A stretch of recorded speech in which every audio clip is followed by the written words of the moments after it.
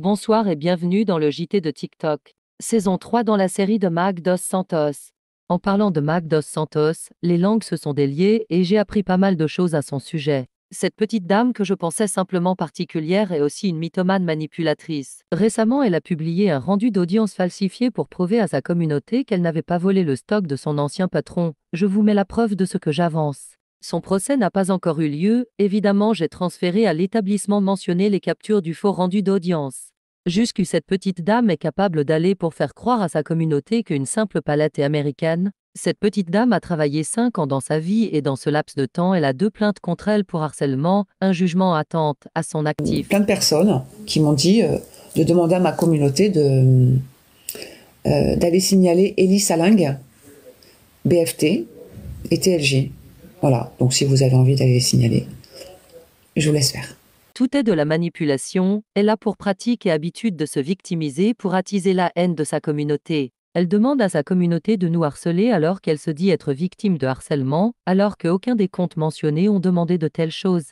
D'ailleurs la jolie Elie en a perdu son compte. L'appel à la haine de Mag dos Santos a fait de Elie une victime. Elie est devenue une cible de Mag parce que la jeune femme soutient toutes les victimes qu'elle a harcelées. TLJ est également banni de Live en France pour une toute autre raison. TLJ s'est mis beaucoup de gens à dos en dénonçant les escroqueries de gros TikTokers. Les lanceurs d'alerte se font bannir pendant que les escrocs prospèrent tranquillement. Voici le second compte de TLJ. Encore une histoire de dépouille de donateurs chez le gang des mendiants. Le gang des mendiants a dépouillé un donateur de 700 000 € en 3 ans. Je vous explique les grandes lignes de cette histoire. Presque. Ça, c'est tous les relevés de compte, hein. Il y en a beaucoup, hein. Et ça, c'est 700 000 €. Donc ça veut dire j'ai tous les noms et prénoms. J'ai tous les noms et prénoms là-dessus. J'ai tous les noms et prénoms, ok?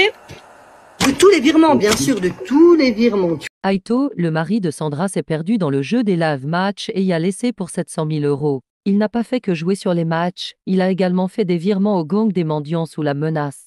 Non, mais juste pour vous dire, les gars, donc après tout ce qu'ils avancent sur nous, d'accord, c'est quand même si Abaka, il a menacé Aito, il doit y avoir des preuves. En l'occurrence, moi, ah non, mais il y a pas de... Mais non, ça c'est Mounir. En fait, il mélange des histoires de tout le monde. Dès qu'on entend une histoire de dépouille des donateurs, il y a toujours les mêmes noms qui reviennent. Sandra, quand elle a découvert toute l'histoire, elle est partie d'où? L'histoire de Aito et Mounir. Quand Aito, il a dû payer son truc, et que Sandra s'est rendu compte qu'il y avait plus de sous sur le compte à cause de Mounir, les 30 000 €. Perdre 700 000 € à cause de 30 000 €, il est où le reste? Mounir Chaoui a bel et bien menacé Aito pour les 30 000 €, mais ils ont tout profité de lui. Dire qu'on a tous les donateurs, les gros donateurs avec nous, je m'en fous que t'aies récupéré l'autre Philly Jean là, je m'en tape parce que c'est moi qui l'ai clashé ta Philly Jean. Oui frérot, sans Gauthier, sans John Cucci, ma gueule, t'as vu le donateur de Baka, le donateur de Christian et sans mon donateur, t'es dégain. Le gang des mendiants sévit sur le classement depuis la mise en place des cadeaux. Extorsion, menaces, intimidation, ils usent de tout pour mettre la pression aux donateurs. C'est comme si je prends un donateur n'importe lequel sur TikTok, que j'ai eu beaucoup d'affinités avec lui, que je le vois tirer énormément chez Blindax. Je me dis, mais bien sûr que ça m'énerve. Moi, j'appelle tout simplement au boycott aux personnes qui vont chez ces personnes-là. Tout simplement. Maintenant, les mendiants appellent au boycott des donateurs qui ne jouent pas chez eux. Les donateurs sont pris pour des vaches à lait tout simplement. Une vraie mafia est installée sur les matchs. Demandez à Tanti pourquoi il ne fait pas le classement français. Allez, passons à nos petits dramas. On va parler du drama Azerka et Loukaki. Mon chéri a été transporté d'urgence à l'hôpital par les pompiers hier soir. Plusieurs fois, il a eu des signaux d'alerte où il se sentait pas très bien, où il était un peu déprimé, où il se disait mince, j'ai pas trop le moral. Du coup là, le pompier me dit il faut qu'on le transporte d'urgence à l'hôpital, on peut pas le laisser comme ça.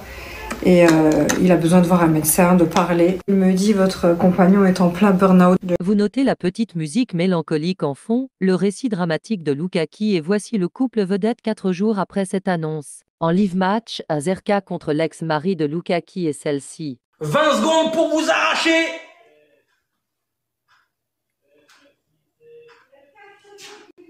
Cindy! Voilà! C'est fait. Je vous laisse juger par vous-même, voilà Azerka 4 jours après son hospitalisation pour un burn-out. Passons à un peu de légèreté, Morgan Makeup prépare son prochain album, je vous propose d'écouter un extrait en avant-première. Let's go! Qui danse sur des rives de chat blanche, une même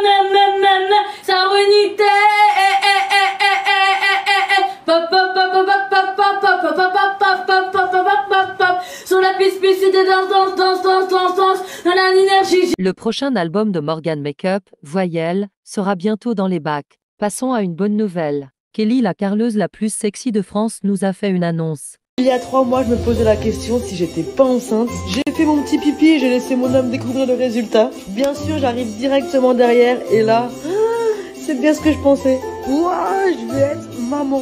Incroyable. On est clairement contents tous les deux. J'ai passé les jours suivants à manger et à être très fatiguée. Kelly est une créatrice de contenu spécialisée dans la pose de carrelage. Elle exerce depuis des années en tant que carleuse en gardant sa féminité. Félicitations à elle pour sa future maternité. C'était le JT de TikTok tous les dimanches sur la BFT.